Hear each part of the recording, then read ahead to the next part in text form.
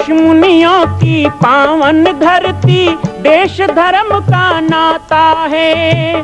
कहते सारे लोग यही हैं, गो हमारी माता है।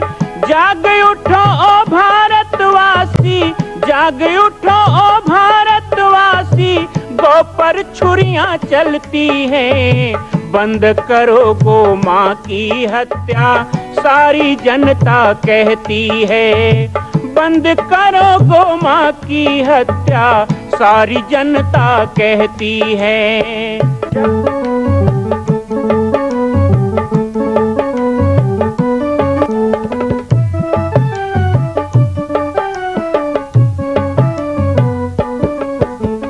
जगह जगह पर बूचड़ खाना, लाखों गौएं कटती हैं। किसे सुनाए व्यथा हमारी, नैना नीर बहाती हैं। रक्षा करना गौ माता की, रक्षा करना गौ माता की, गीता ज्ञान सिखाती है। बंद करो गो माँ की हत्या, सारी जनता कहती है। बंद करो गो माँ की हत्या, सारी जनता कहती है।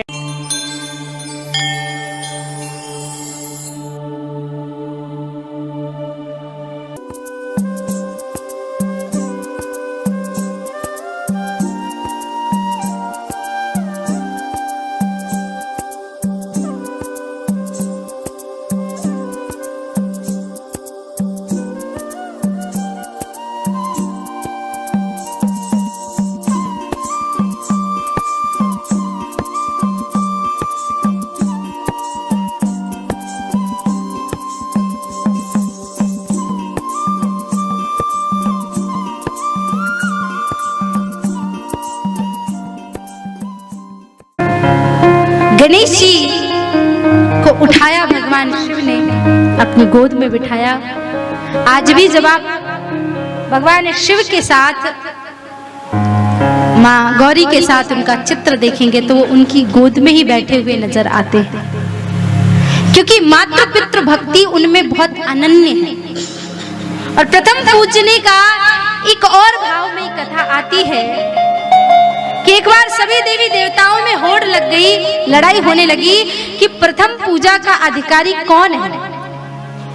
देवराज इंद्र ने कहा मैं हूं, कार्तिकेय स्वामी ने कहा मैं हूं, कोई कहता मैं हूं। तो सर्वसम्मति से, ब्रह्मा विष्णु महेश की सम्मति से ये तय हुआ कि जो सबसे पहले ब्रह्मांड के, इस सृष्टि के परिक्रमा करके इस सृष्टि का आएगा, वो प्रथम पूजा का अधिकारी होगा। तुम्हारा सब निकल पड़े अपने अपने वाहनों पे चढ़ के। देवराज इंद्र अपने ऐरावत हाथी पर बैठ गए, कार्तिकेय स्वामी मोर पे बैठ गए। जिसका जो वाहन था सब अपने अपने वाहन पर बैठ करके निकल पड़े। गणेश जी ने सोचा मेरा वाहन चूहा इतना आलसी, इतना धीरे धीरे चलता है, जब उसका मन करता है रुक जाता है। मेरी तो हो गई परिक्रमा। सब निकल पड़े। गणेश जी सोचते रहे, सोचते रहे। थोड़ी देर बाद माता पार्वती और शिव जी का हाथ पकड़ा और एक टीले पे बिठा दिया। पार्वती जी ने कहा बेटा ये क्या कर रहे हो तुम, जाओ परिक्रमा करो वरना पीछे रह जाओगे। अरे माँ सुनिए तो सही, बैठिए तो सही। बैठाया शिव जी को और पार्वती को, उनको साष्टांग प्रणाम किया और प्रणाम करके 7 परिक्रमा करी और 7 परिक्रमा करके चरणों में प्रणाम किया। माँ पार्वती जी ने कहा ये क्या कर रहे हो। बोले माँ कहा था कि सृष्टि की, ब्रह्मांड की इस पूरे परिक्रमा करनी है। मेरा तो गगन, मेरी तो पृथ्वी, मेरा तो आसमान सब मेरे माता पिता हैं। मेरी पूरी सृष्टि ही आप में है। मैंने आपकी एक नहीं 7 परिक्रमा कर ली। लोगों ने इस स्वरूप को देखा और देख करके कहा कि जिनके अंदर इतना ज्ञान हो और जिनके अंदर इतनी नम्रता हो, जिनके अंदर ऐसे संस्कार हो, वही प्रथम पूजा का अधिकारी होता है। इसीलिए आज भी सबसे पहले पूजे जाने वाले देव श्री गणपति भगवान है। इसलिए भी प्रथम पूजा का अधिकारी। माँ बाप कि सेवा करने से क्या हो सकता है। कभी पंढरपुर में विट्ठल भगवान को जाकर के देख लेना। भक्त पुंडरीक अपने माँ बाप की भक्ति में इतना तन्मय रहता, इतना तन्मय रहता कि लोग दूर दूर से आकर के उसकी भक्ति के चर्चे सुनते। अच्छा, इतना बड़ा भक्त है, इतना बड़ा भक्त है। अरे ये तो कलयुग में श्रवण कुमार पैदा हो गया। भगवान स्वयं विष्णु के कानों में यह आवाज पहुंची कि भक्त पुंडरीक इतना बड़ा अपने माता पिता का भक्त है, देखो तो सही। पुंडरीक के दरवाजे पे भगवान विष्णु ने जाके आवाज लगाई, भक्त पुंडरीक। हाँ जी, कौन? अरे मैं भगवान विष्णु तुमसे मिलने आया हूँ। भगवान बस 5 मिनट रुकिए, मैं मेरे पिता के चरण दबा रहा हूँ, उनके चरण दबा के आता हूँ। 5-7 मिनट हो गए। भगवान ने कहा कितना समय और? प्रभु जी बस थोड़ी देर और, अभी पिताजी का एक ही चरण पूरा हुआ है, दूसरे चरण को भी दबा देता हूँ। दबा रहे भगवान को आधा घंटा हो गया। भगवान ने कहा कितनी देर और? बोले माता जी के चरण दबा रहा हूँ, बस थोड़ी देर और रुक जाइए।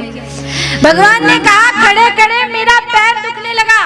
तो महाराष्ट्र में, मराठी में ईंटे को वीट बोलते हैं, तो वीट उठा करके फेंक दिया और कहा इस पे बैठ जाओ।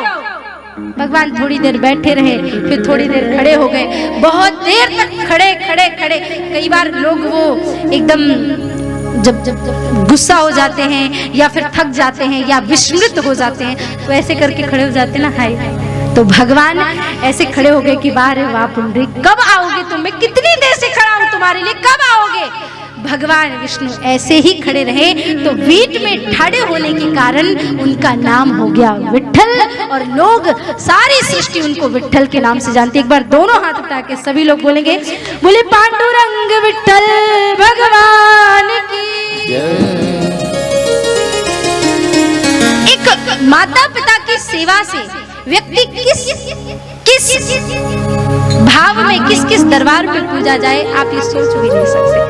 माता पिता की भक्ति बहुत ही अनंत होती है। इसीलिए हम जो अपने आप को कहने लगते ना कि हमने इतना कमा लिया, शास्त्रों में कहा है, खासतौर से विष्णु पुराण में कहा गया है, देव द्विज गुरु नाम शुश्रूषासु शतो दतः।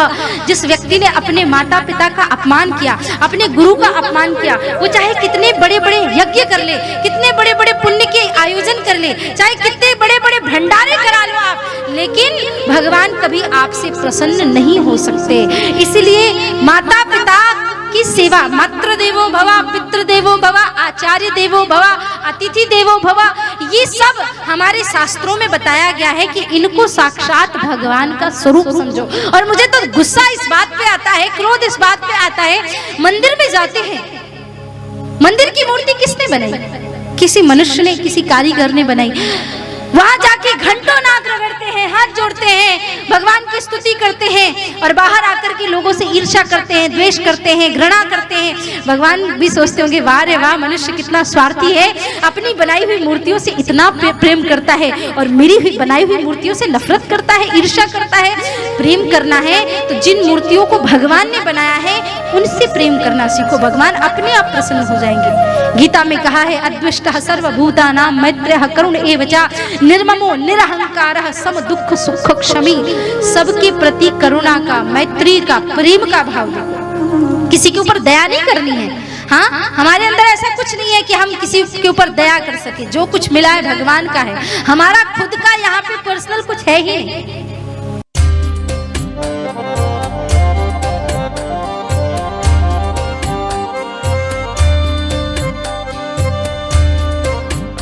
मां कौशल्या की पावन जन्मभूमि छत्तीसगढ़ प्रांत में बालोद जिला में स्थित है श्री सर्वसिद्ध शक्तिपीठ जामड़ी पाटेश्वर धाम।